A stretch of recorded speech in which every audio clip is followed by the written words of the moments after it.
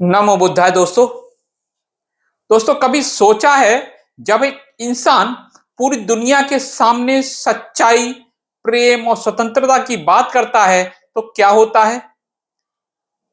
यह कहानी है उस विचारक की जिसने अपने भीतर की रोशनी से करोड़ों लोगों का रास्ता बदला। यह है ओशो की कहानी, एक विचारक, एक आंदोलन और एक चेतना।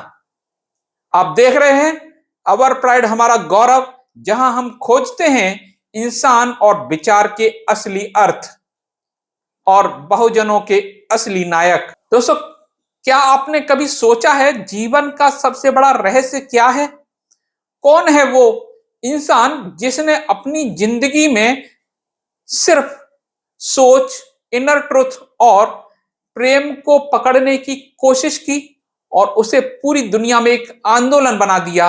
आज हम बात कर रहे हैं उस शख्स की जिसका नाम है श्री रजनीश, जिसे दुनिया ओशो के नाम से जानती है। एक इंसान जिसने अपने साधनों, विचारों और संघर्षों से जीवन का मतलब बदल दिया। तो चलते हैं इस अनूठी यात्रा की शुरुआत करते हैं। क्या आपने कभी सोचा है स्वतंत्रता, प्रेम और आध्यात्मिकता की तलाश में एक आदमी कहां तक पहुंच सकता है? यह कहानी है एक इंसान की जो भारत के एक छोटे से गांव से उठकर पूरी दुनिया की चेतना के केंद्र में आ गया। यह कहानी है चंद्रमोहन जैन की, जो आगे चलकर श्री रजनीश और फिर पूरी दुनिया के लिए ओशो के नाम से प्रसिद्ध हुए। कुचवाड़ा मध्य प्रदेश का वह शांत, हरियाली भरा गांव जहां ओशो का जन्म हुआ। 11 दिसंबर 1931 एक साधारण किसान परिवार, पारंपरिक जीवन पर बचपन से ही जिज्ञासु मन।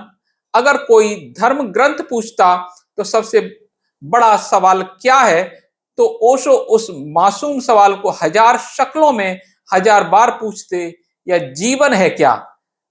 हमें क्यों पैदा किया गया है? सच का मतलब क्या है? वह छोटी उम्र में ही गहरे सवालों से भिड़ जाते थे। मृत्यु देखना, अपनों को खोना और जीवन के रहस्यों का एहसास होना। वह पढ़ाई में तेज, सवाल पूछने में और ज्यादा तेज।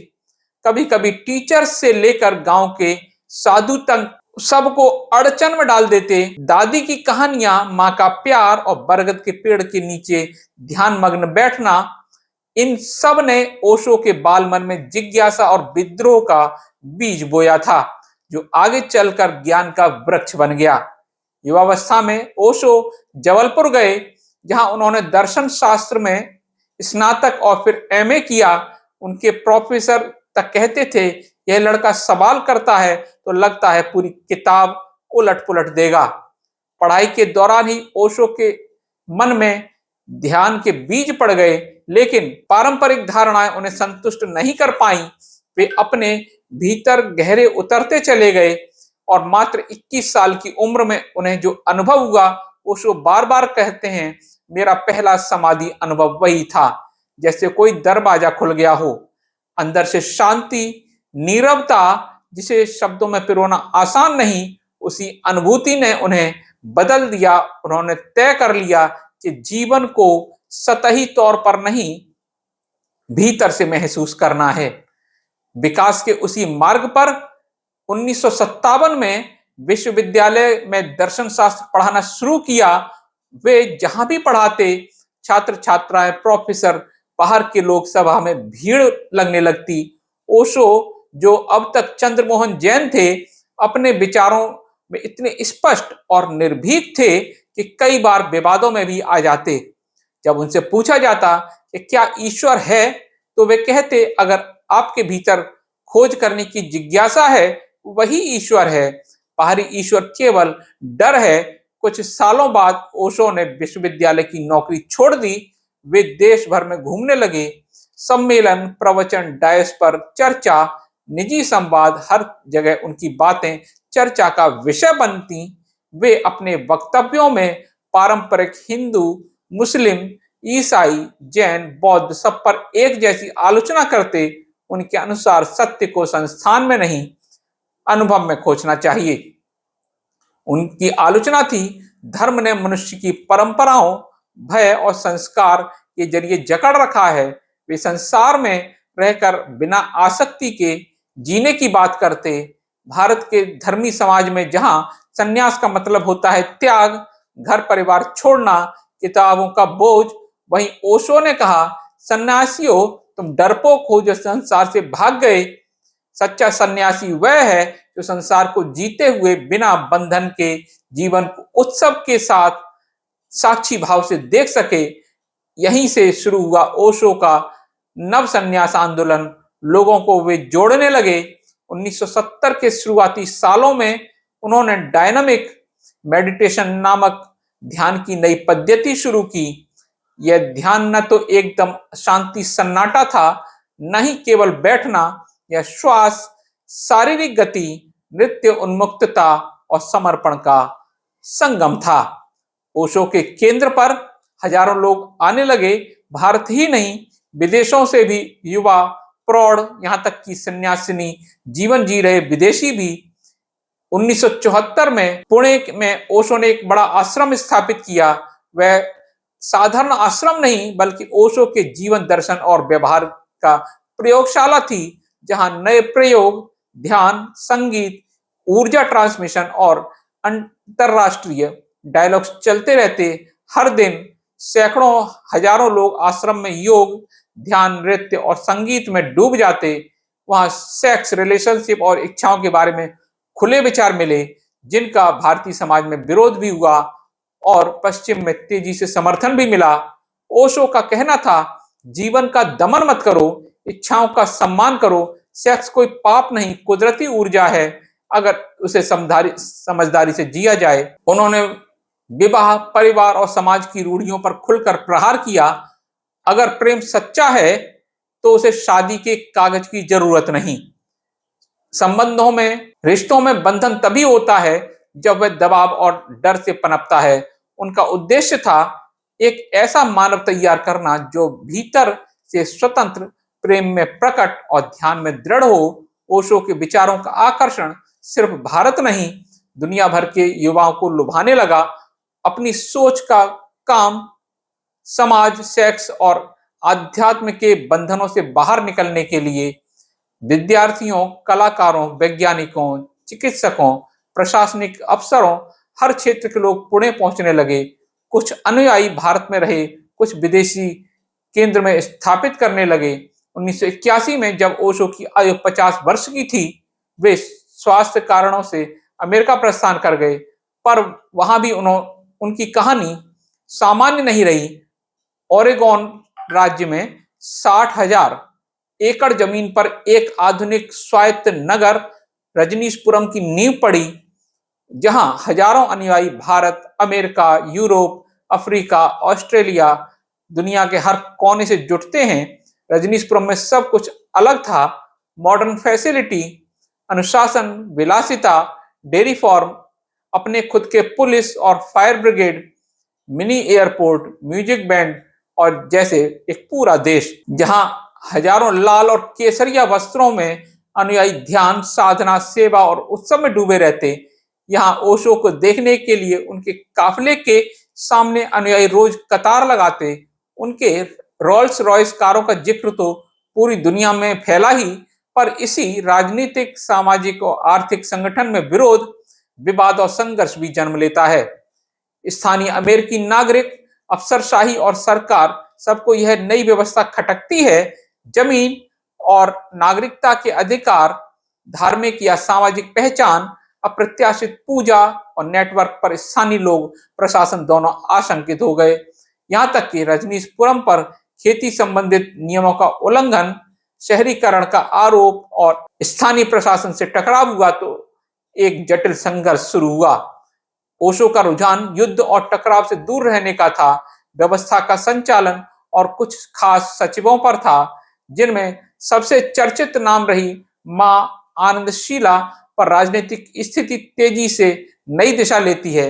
1984 में राजनीतिक दबाव और काउंटी में वोट जीतने के लिए कुछ अनुयायियों ने साजिश रच दी। सलाड बार में साल्मोनेला बैक्टीरिया मिला दिया, जिससे लगभग 700 लोग बीमार पड़ गए।